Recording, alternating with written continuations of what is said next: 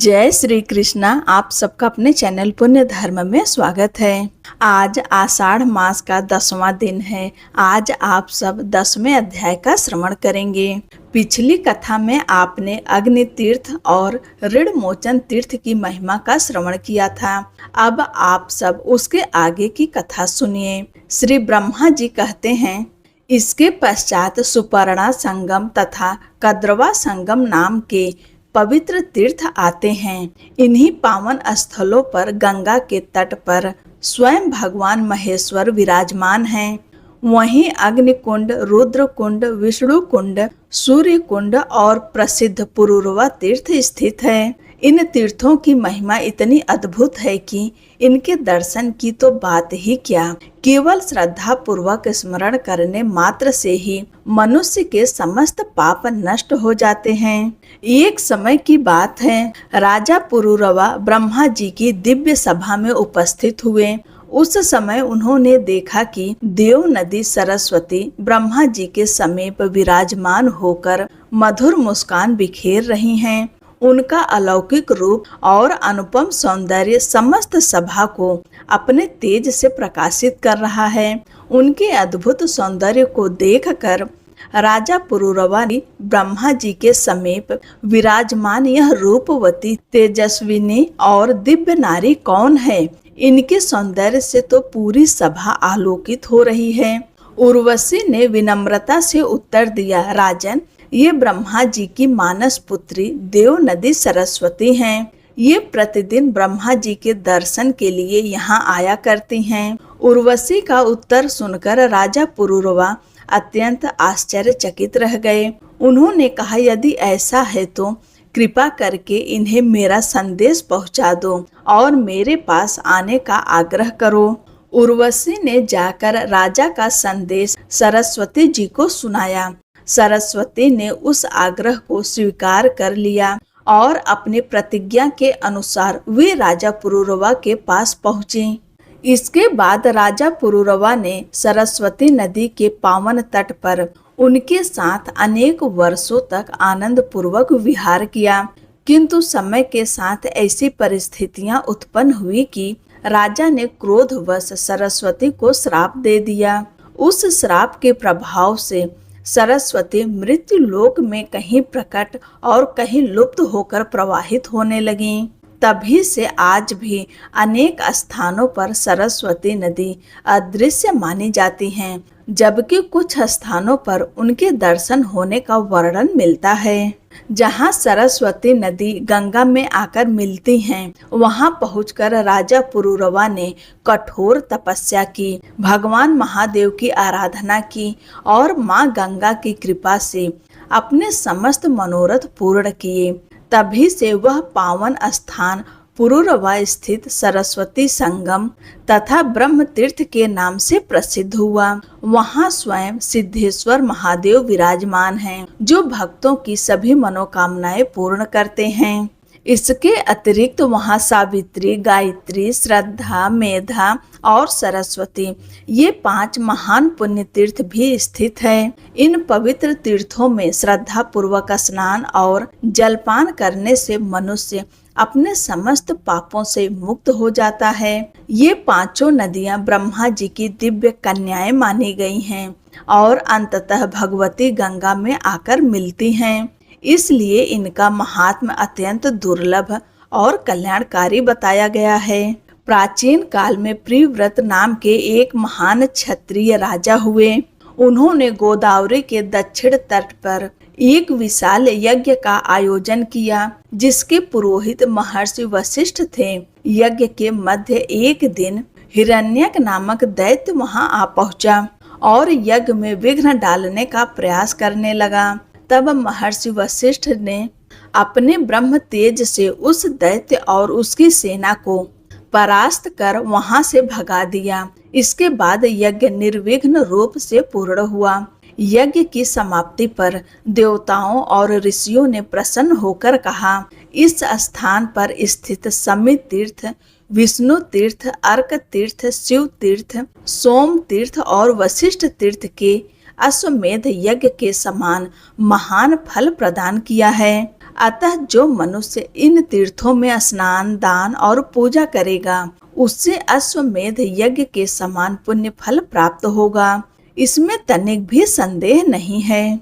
गौतमी गंगा के तट पर अनेक पवित्र नदियां और संगम स्थित हैं।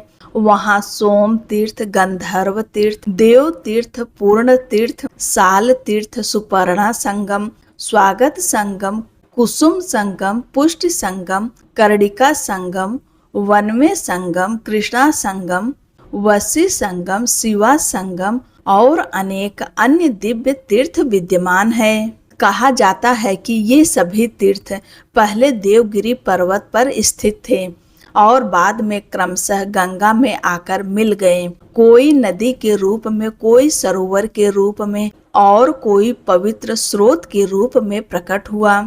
इन सभी तीर्थों में किया गया स्नान, जप, होम, पितृतर्पण और दान मनुष्य की समस्त मनोकामनाओं को पूर्ण करने वाला तथा मोक्ष प्रदान करने वाला माना गया है। यहाँ तक कि जो श्रद्धा पूर्वक इन तीर्थों के नामों का स्मरण भी करता है वह समस्त पापों से मुक्त होकर भगवान विष्णु के परम धाम को प्राप्त करता है। अब सुनिए वृद्धा संगम की महिमा। वृद्धा संगम एक अत्यंत पवित्र तीर्थ है जहाँ वृद्धेश्वर महादेव का दिव्य निवास है। इस तीर्थ की महिमा सभी पापों का नाश करने वाली कही गई है। प्राचीन काल में वृद्ध गौतम नाम के एक ब्राह्मण रहते थे।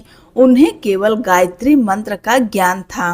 वे वेदों और शास्त्रों का विस्तृत अध्ययन नहीं कर सके थे, परंतु जीवन भर श्रद्धा पूर्वक गायत्री मंत्र का जप और अग्निहोत्र करते रहे।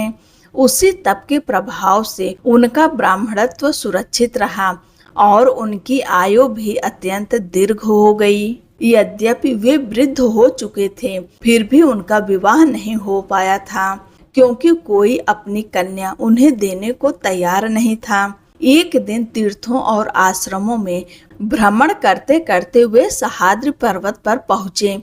वहाँ एक गुफा में एक अत्यंत वृद्ध तपस्विनी निवास करती थी। उसके शरीर के सभी अंग जर्जर हो चुके थे, किंतु उसका तप अतुलनीय था। उसे देखकर गौतम मुनि आदर पूर्वक प्रणाम करने लगे। तब उस तपस्विनी ने कहा, हे ब्राह्मण, आप मुझे प्रणाम ना करें, आप मेरे गुरु के समान हैं। गुरु यदि शिष्य को प्रणाम करे तो उसकी आयु, विद्या, यश और धर्म का क्षय होता है। गौतम ने विनम्रता पूर्वक कहा, मैं न तो अधिक विद्वान हूँ और न ही आयु में तुमसे बड़ा, फिर मैं तुम्हारा गुरु कैसे हो सकता हूँ। तब उस वृद्धा ने उसने कहा, पूर्व जन्म में मेरा विवाह राजा ऋतुध्वज से निश्चित हुआ था। मेरी माता ने जाते समय कहा था कि इस गुफा में जो प्रथम पुरुष आएगा वही तुम्हारा पति होगा। तब से आज तक कोई भी पुरुष यहाँ नहीं आया। आज आप ही प्रथम पुरुष बनकर आए हैं, इसलिए विधाता ने आपको ही मेरा पति बनाया है। यदि आप मुझे स्वीकार नहीं करेंगे तो मैं आपके सामने अपने प्राण त्याग दूंगी। उसकी करुण वाणी सुनकर गौतम ने कहा, मैं न विद्वान हूँ, न रूपवान और न ही धनी, मैं तुम्हारे योग्य पति कैसे हो सकता हूँ। वृद्धा मुस्कुराकर बोली, मैंने अपनी तपस्या से माँ सरस्वती और अग्निदेव को प्रसन्न किया है। माँ सरस्वती आपको महान विद्वान बनाएंगी और अग्निदेव आपको दिव्य सौंदर्य प्रदान करेंगे। ऐसा कहकर उसने देवी सरस्वती और अग्निदेव की आराधना की। उनके आशीर्वाद से गौतम महान विद्वान और अत्यंत सुंदर रूप वाले हो गए। तब गौतम ने प्रसन्नता पूर्वक उस तपस्विनी को अपनी पत्नी के रूप में स्वीकार किया और दोनों अनेक वर्षों तक सुख पूर्वक रहने लगे। कुछ समय बाद महर्षि वशिष्ठ सहित अनेक ऋषि उस गुफा में आए। गौतम और उनकी पत्नी ने अत्यंत श्रद्धा से उनका सत्कार किया, किंतु कुछ ऋषियों ने वृद्धावस्था में उनके विवाह का परिहास कर दिया। यह सुनकर दोनों अत्यंत दुखी हुए। एक दिन गौतम ने अपनी पत्नी के साथ महर्षि अगस्त्य के पास पहुँचे।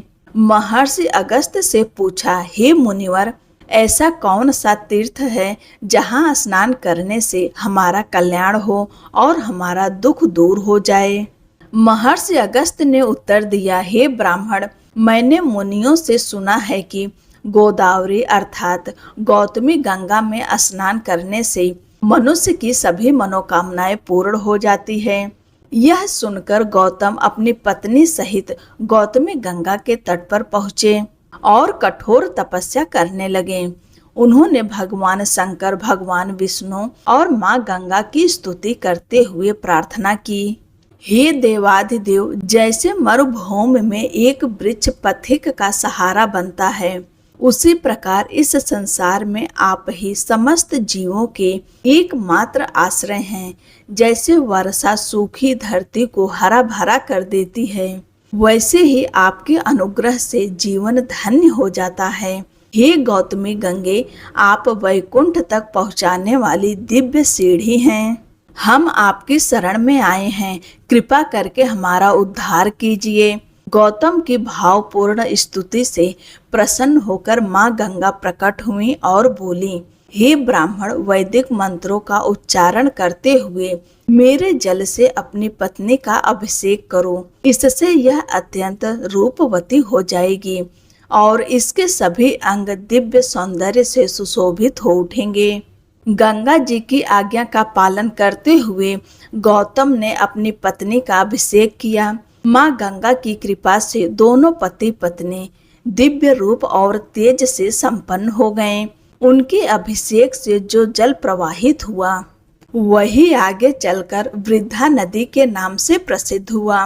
गौतम ने वहाँ एक शिवलिंग की स्थापना भी की जो वृद्धेश्वर महादेव के नाम से प्रसिद्ध हुआ।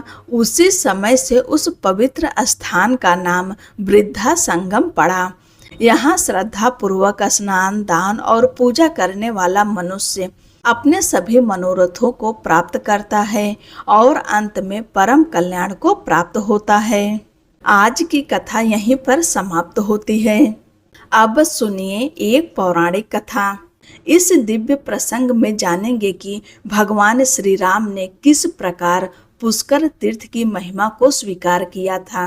महर्षि पुलस्त जी कहते हैं कि प्राचीन समय की बात है जब भगवान श्री राम माता सीता और भ्राता लक्ष्मण के साथ चित्रकूट से आगे बढ़ते हुए महर्षि अत्रि के आश्रम पहुँचे। तब उन्होंने विनम्रता पूर्वक महर्षि अत्रि से पूछा, हे महामुनि, इस पृथ्वी पर ऐसा कौन सा पवित्र तीर्थ या क्षेत्र है जहाँ जाकर मनुष्य अपने प्रिय जनों के वियोग के दुख से मुक्ति प्राप्त कर सके? यदि ऐसा कोई दिव्य स्थान है तो कृपया उसके विषय में मुझे बताइए। महर्षि अत्रि ने प्रसन्न होकर उत्तर दिया, हे रघुवंश के गौरव श्री राम, तुमने अत्यंत उत्तम प्रश्न किया है। स्वयं ब्रह्मा जी द्वारा निर्मित एक परम पवित्र तीर्थ है जो पुष्कर के नाम से प्रसिद्ध है। वहाँ 2 दिव्य पर्वत है, मर्यादा पर्वत और यज्ञ पर्वत। इन दोनों के मध्य 3 पवित्र सरोवर स्थित हैं, जिन्हें ज्येष्ठ पुष्कर, मध्यम पुष्कर और कनिष्ठ पुष्कर कहा जाता है। हे रघुनंदन, वहां जाकर अपने पिता श्री महाराज दशरथ के लिए श्रद्धा पूर्वक पिंडदान करना वह समस्त तीर्थों में श्रेष्ठ और समस्त पवित्र क्षेत्रों में सर्वोत्तम माना गया है। वहां अवियोगा नाम की एक दिव्य चौकोर बावली है तथा सौभाग्य कूप नाम का एक पवित्र कुआं भी है। वहां पिंडदान करने से पितरों को परम तृप्ति और मुक्ति प्राप्त होती है। यह तीर्थ प्रलय काल तक अक्षुण्ण रहता है। स्वयं ब्रह्मा जी ने इसकी ऐसी महिमा बताई है। महर्षि पुलत्स्य आगे कहते हैं, महर्षि अत्रि के वचन सुनकर भगवान श्री राम ने प्रसन्नता पूर्वक पुष्कर जाने का निश्चय किया। मार्ग में वे ऋक्षवान पर्वत, विदिशा नगरी और चर्मवती नदी को पार करते हुए यज्ञ पर्वत के समीप पहुँचे। वहां से आगे बढ़कर वे मध्यम पुष्कर पहुँचे। पुष्कर के पवित्र जल में स्नान करने के बाद भगवान श्री राम ने उसी जल से समस्त देवताओं और अपने पितरों का विधि पूर्वक तर्पण किया। उसी समय महान तपस्वी महर्षि मार्कंडे अपने शिष्यों सहित वहां पधारे। भगवान श्री राम ने उन्हें देखते ही आगे बढ़कर साष्टांग प्रणाम किया और अत्यंत आदर पूर्वक कहा, हे मुनिवर, मैं महाराज दशरथ का पुत्र राम हूँ। महर्षि अत्रि की आज्ञा से मैं अवियोगा नाम की पवित्र बावली के दर्शन करने के लिए यहाँ आया हूँ। कृपया बताइए वह पवित्र स्थान कहाँ स्थित है। महर्षि मार्कंडे ने भगवान श्री राम से कहा, हे रघुनंदन, आपने अत्यंत पुण्य का कार्य किया है कि तीर्थ यात्रा करते हुए इस पवित्र स्थान तक पधारे हैं। अब आप आगे बढ़कर अवियोगा नाम की उस दिव्य बावली के दर्शन कीजिए। यह स्थान अत्यंत अद्भुत और चमत्कारमय है। यहाँ आने वाले श्रद्धालु को अपने समस्त आत्मीय जनों का सानिध्य प्राप्त होता है, चाहे वे इस लोक में हो या परलोक में, जीवित हों अथवा दिवंगत। इस पवित्र तीर्थ की कृपा से उनके दर्शन का सौभाग्य प्राप्त होता है। महर्षि मार्कंडे के ये दिव्य वचन सुनकर भगवान श्री राम के हृदय में अपने पिता महाराज दशरथ, माता कौशल्या, माता सुमित्रा, माता कैकेयी, भरत, शत्रुघ्न और अयोध्या के समस्त प्रिय जनों की स्मृतियां जाग उठी। उन्हें स्मरण करते करते संध्या का समय हो गया। तब भगवान श्री राम ने वहां उपस्थित मुनियों के साथ विधि पूर्वक सायंकालीन संध्या वंदन किया। उसके पश्चात माता सीता और भ्राता लक्ष्मण के साथ वहीं विश्राम करने लगे। रात्रि के अंतिम प्रहर में भगवान श्री राम ने एक अद्भुत स्वप्न देखा। उन्होंने देखा कि वे अयोध्या में अपने पिता महाराज दशरथ तथा अन्य संबंधियों के साथ विराजमान हैं। विवाहोत्सव जैसा मंगलमय वातावरण है। चारों ओर ऋषि मुनि, बंधु बांधव और परिवार के सभी सदस्य उपस्थित हैं। माता सीता भी उनके समीप विराजमान हैं। आश्चर्य की बात यह थी कि उसी प्रकार का स्वप्न माता सीता और लक्ष्मण जी ने भी देखा। प्रातः काल होते ही भगवान श्री राम ने अपना स्वप्न महर्षियों को सुनाया। स्वप्न सुनकर ऋषियों ने कहा, हे रघुनंदन, यह कोई साधारण स्वप्न नहीं है, यह सत्य का संकेत है। जब स्वप्न में दिवंगत पितरों के दर्शन हो तब उनके निमित्त श्रद्धा पूर्वक श्राद्ध करना शास्त्रों में आवश्यक माना गया है।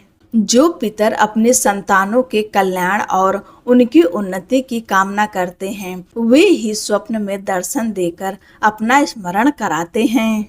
आपका अपने पिता महाराज दशरथ से वियोग तो हो ही चुका है और आगे 14 वर्षों तक माता तथा भरत से भी आपका वियोग रहेगा। इसलिए आज आप अपने पिताश्री का विधि पूर्वक श्राद्ध कीजिए। हम सभी ऋषि आपके इस पुण्य कार्य में सहयोग देंगे। मैं, महर्षि जमदग्नि, भरद्वाज, लोमस, देवराज और समीक, हम 6 ब्राह्मण आपके श्राद्ध में उपस्थित रहेंगे।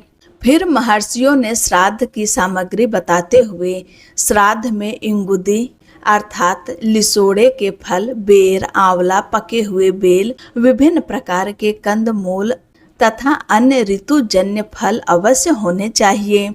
इन्हीं पदार्थों तथा श्रद्धा पूर्वक दिए गए दान से ब्राह्मणों और पितरों की तृप्ति होती है। जो मनुष्य पुष्कर के इस पवित्र वन में नियम पूर्वक निवास करके अपने पितरों का श्राद्ध करता है, उसे अश्वमेध यज्ञ के समान महान पुण्य प्राप्त होता है।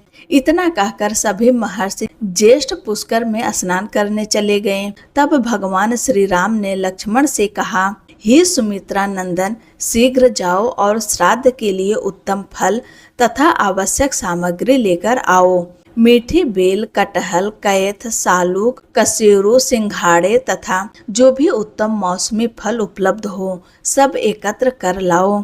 भगवान की आज्ञा पाकर लक्ष्मण जी तुरंत वन में गए और आवश्यक सामग्री एकत्र कर लाए। माता सीता ने अत्यंत श्रद्धा और पवित्रता के साथ भोजन तैयार किया।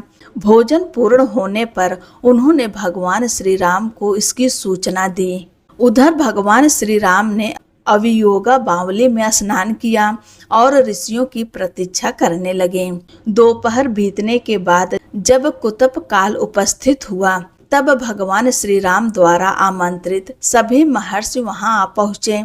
ऋषियों को आते देखकर माता सीता विनम्रता से कुछ दूर हट गईं और वृक्षों तथा झाड़ियों की ओट में बैठ गईं। भगवान श्री राम ने शास्त्रों में वर्णित विधि के अनुसार ब्राह्मणों का सत्कार किया, उन्हें भोजन कराया और संपूर्ण वैदिक विधि से श्राद्ध संपन्न किया।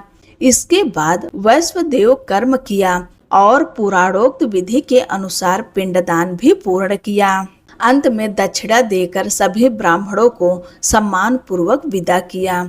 श्राद्ध पूर्ण होने के बाद भगवान श्री राम ने माता सीता से पूछा, प्रिय, जब सभी महर्षि यहाँ आए थे तब तुम अचानक वहाँ से हटकर छिप क्यों गई थी? इसका कारण मुझे अवश्य बताओ। माता सीता ने अत्यंत विनम्रता से उत्तर दिया, नाथ, आज मैंने एक अद्भुत दृश्य देखा। जैसे ही आपने पितरों का आवाहन किया, उसी क्षण स्वर्गीय महाराज दशरथ वहां प्रकट हो गए। उनके साथ उनके समान तेजस्वी 2 दिव्य पुरुष भी थे।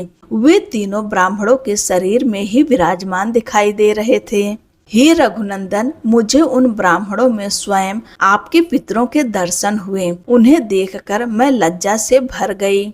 मैं कैसे अपने पूज्य ससुर महाराज दशरथ के सामने खड़ी रहती? इसी कारण मैं वहां से हट गई और आपने अकेले ही संपूर्ण श्राद्ध विधि संपन्न की।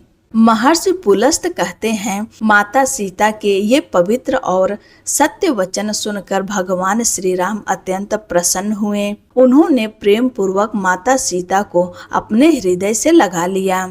इसके पश्चात भगवान श्री राम और लक्ष्मण जी ने भी भोजन किया तथा अंत में माता सीता ने भी प्रसाद ग्रहण किया।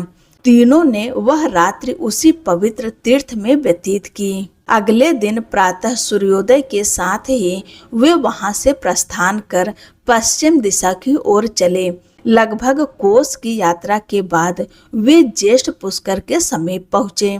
जैसे ही भगवान श्री राम पुष्कर के पूर्वी भाग में खड़े हुए, उसी क्षण आकाश से एक दिव्य देववाणी हो। यह तीर्थ अत्यंत दुर्लभ और परम पवित्र है। हे वीर श्रेष्ठ, कुछ समय तक यहीं निवास कीजिए, क्योंकि भविष्य में आपको देवताओं का महान कार्य सिद्ध करना है और देवताओं के शत्रुओं का संहार भी आपके ही हाथों होना है। देववाणी सुनकर भगवान श्री राम का हृदय आनंद से भर उठा।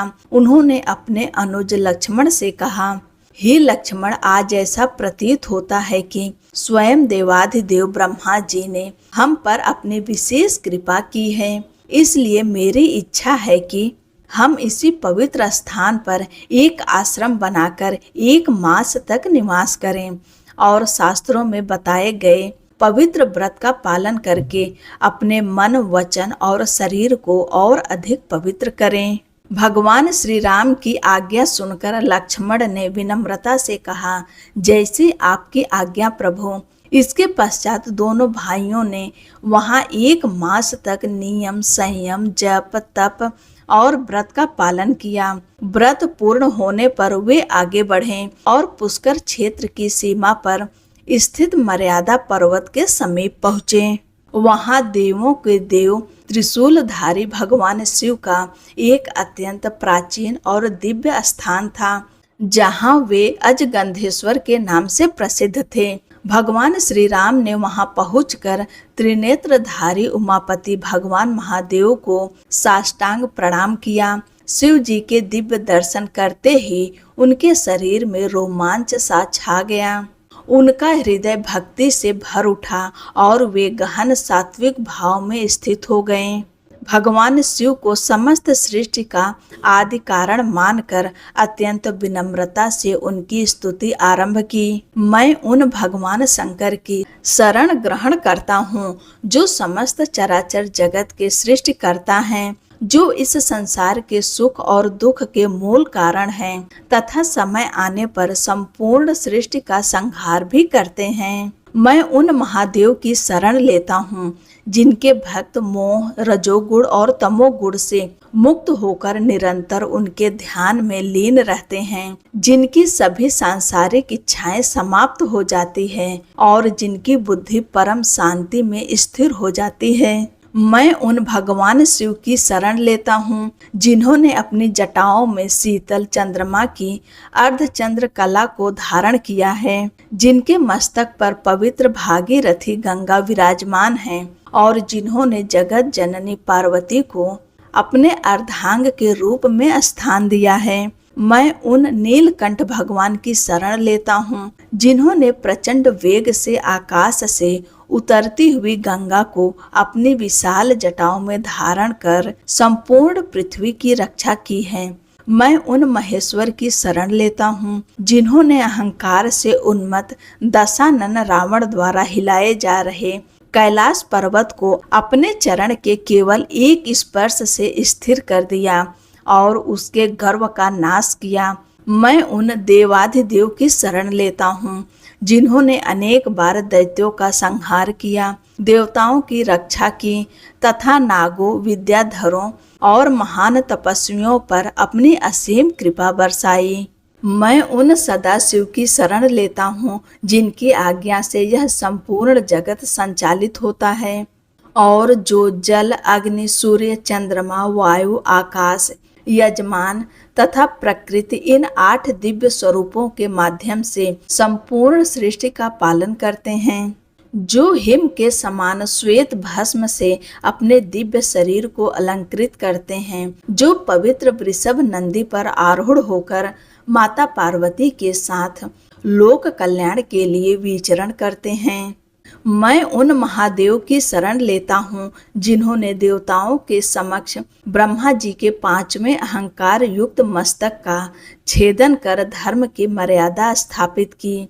और अंत में मैं उन वरदायक भगवान शंकर की शरण लेता हूँ जिनके चरणों में श्रद्धा पूर्वक प्रणाम करके और जिनकी निर्मल स्तुति करके स्वयं सूर्य देव प्रतिदिन अपने तेजस्वी किरणों से संपूर्ण संसार का अंधकार दूर करते हैं। मैं उन शरण दाता भगवान श्री शंकर की शरण ग्रहण करता हूँ जिन्हें इस चराचर जगत का परम गुरु मानकर देवता, ऋषि और योगी निरंतर प्रणाम करते हैं। जो लोग अहंकार, ऐश्वर्य, मान, प्रतिष्ठा या अपने ज्ञान के अभिमान में डूबकर भगवान शिव के वास्तविक स्वरूप को नहीं पहचानते, वे मृत्यु के पश्चात दुख और अधोगति को प्राप्त होते हैं। महर्षि पुलस्त कहते हैं, जब भगवान श्री राम ने इस प्रकार अत्यंत श्रद्धा और भक्ति से भगवान शिव की स्तुति पूर्ण की, तब वृषभ ध्वज त्रिशूलधारी देवाधिदेव महादेव अत्यंत प्रसन्न हुए। उन्होंने करुणामय स्वर में श्री राम से कहा, हे रघुनंदन, तुम्हारा कल्याण हो। तुम्हारी भक्ति से मैं अत्यंत प्रसन्न हूँ। तुमने एक महान और पवित्र वंश में अवतार लिया। यद्यपि तुम मनुष्य रूप में प्रकट हुए हो, किंतु वास्तव में तुम स्वयं दिव्य स्वरूप हो और समस्त जगत के वंदनीय हो। जब तक तुम्हारे जैसे धर्म रक्षक इस पृथ्वी पर विद्यमान हैं, तब तक देवताओं का कल्याण होता रहेगा और उनका वैभव निरंतर बढ़ता रहेगा। हे राम, जब 14 वर्षों का वनवास पूर्ण करके तुम अयोध्या लौटोगे, तब इस पृथ्वी पर जो भी श्रद्धा पूर्वक तुम्हारे दर्शन करेगा, वह सुख, शांति और अंततः अच्छे स्वर्ग का अधिकारी बनेगा। अतः अब तुम देवताओं के महान कार्य को पूर्ण करो, अधर्म का नाश करो और धर्म की पुनः स्थापना करके उचित समय आने पर अयोध्या लौट जाओ। भगवान शिव के इस मंगलमय वचनों को सुनकर भगवान श्री राम ने अत्यंत श्रद्धा पूर्वक उनके चरणों में प्रणाम किया। इसके पश्चात महादेव अंतर ध्यान हो गए और श्री राम वहां से आगे की यात्रा के लिए प्रस्थान कर गए। मार्ग में वे इंद्र मार्ग नदी के तट पर पहुँचे। वहीं भगवान श्री राम ने पुनः अपनी जटाएं धारण की और फिर माता सीता तथा भ्राता लक्ष्मण के साथ आगे बढ़ते हुए पवित्र नर्मदा नदी के तट पर पहुँचे। तीनों ने श्रद्धा पूर्वक नर्मदा जी में स्नान किया। स्नान के पश्चात भगवान श्री राम ने नर्मदा के पवित्र जल से देवताओं तथा अपने पितरों का विधि पूर्वक तर्पण किया। इसके बाद उन्होंने और लक्ष्मण जी ने एकाग्रचित होकर भगवान सूर्य तथा अन्य देवताओं को बार बार प्रणाम किया और उनका स्मरण किया। जिस प्रकार भगवान शिव, माता पार्वती भगवान कार्तिकेय के साथ दिव्य स्नान करके शोभायमान होते हैं, उसी प्रकार माता सीता और भ्राता लक्ष्मण के साथ नर्मदा में स्नान करने के पश्चात भगवान श्री राम का दिव्य स्वरूप भी अद्भुत तेज से आलोकित हो उठा। यह पवित्र प्रसंग यहीं पर समाप्त होता है। यदि आपको यह कथा पसंद आई हो तो इसे अपने परिवार और मित्रों के साथ अवश्य साझा करें, ताकि अधिक से अधिक लोग इन दिव्य पुराण कथाओं का लाभ प्राप्त कर सकें। वीडियो को लाइक करें, शेयर करें और सब्सक्राइब करना ना भूलें। अब मिलते हैं आगे के अध्याय में। जय श्री कृष्ण। राधे राधे।